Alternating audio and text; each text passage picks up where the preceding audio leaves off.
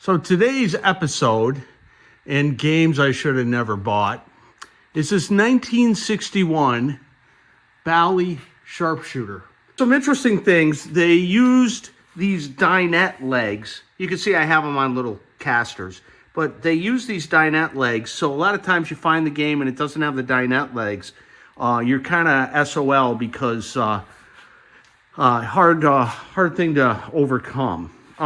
The other thing too is it's a projectile game, meaning that it shoots little balls, and the balls are actually kind of hard to get. I'm going to open it and show you some of the balls that I've tried. Like these are non-original balls that I bought, nylon balls. Was never able to really find the exact right ball, so I'm using original balls. And then on the inside, you can see this apparatus here. It's actually kind of like a vacuum cleaner. Actually, it's not kind of like a vacuum cleaner. It is a vacuum cleaner. So you can ask yourself, does this game suck or does it blow? That there is a joke, kids. In this particular game, sucks because it's using a vacuum. Now, later games by Midway, like Midway White Lightning, instead of having a vacuum, they're using a compressor. Okay, so a little different. And then you have this apparatus right here, which actually the vacuum starts up, and then this pulls in and lets one ball shoot out through this plastic tube and up to the gun. Let's talk about the targets first before we get too far. You can see there's a score, shots, and time. And what I see a lot not working correctly here is on other videos is the time versus shots. So if you look here, you get 20 shots for 10 cents, but that's not exactly true. And with a shoot again at 500 scored, you get more time. So what happens is you will get up to 40 or 50 clicks on the timer.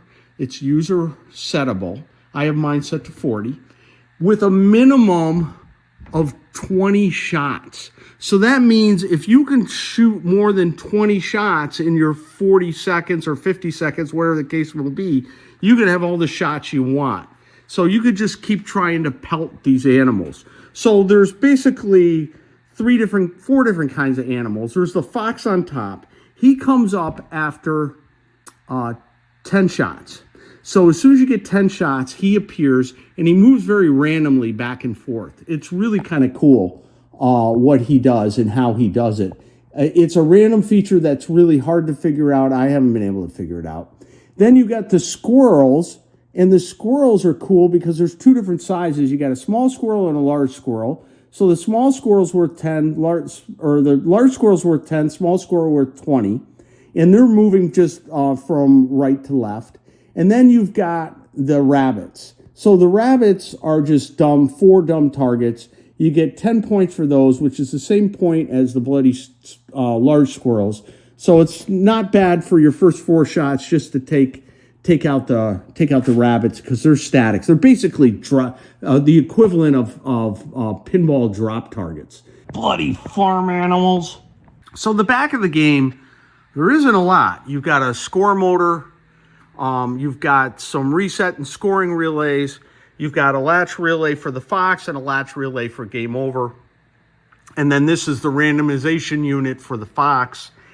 And you have a bell. Actually, the bell is not stock. I added the bell because there's no scoring noise when you hit a target. I don't know why Bally didn't put a bell in. So I put a bell in. You can see the wiring that I drew up to the advanced score relay. I think I added a switch to the top there to get me a bell. You've got your timer reels, your main score reels, and your shot reels.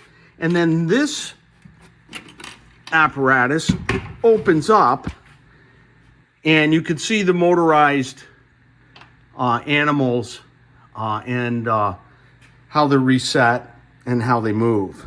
So for serviceability, it's not too terrible, though I find that a lot of times on like the fox, when he falls back like this, sometimes a ball will get jammed right in there and the fox won't reset because the ball will get in there and it just won't allow it to come up like this because the ball's right where my finger is there.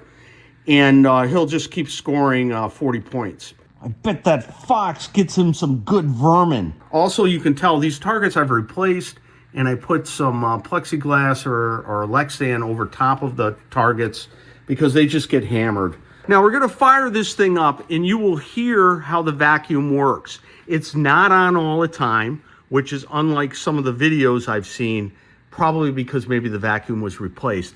But when you pull the trigger, you'll hear the vacuum go, and then let go and release the ball. So there is a slight delay when you pull the trigger, and that's just inherent in how this game works. How come rabbits are playing a trumpet? Now I'm going to try and shoot rabbits first. Boy, I suck. Okay. Hear my bell? Now I think I'm going to start going for squirrels. Now I want to try and hit the small squirrel. Bloody hell. And now I've done 10 shots, and you can see the fox has come up. I got him. Which is hard to get him because you can see he's all over the place. Got him again. Maybe I'll shoot another squirrel if I can get one. But you hear how the vacuum kind of ramps up? And then you could see I spent too much time. I got my minimum of 20 shots in my timed allotment of 40 seconds. If I had shot faster, I could have got more shots in and scored a lot more than 100 bloody points. Foxes are just looking, well, foxy.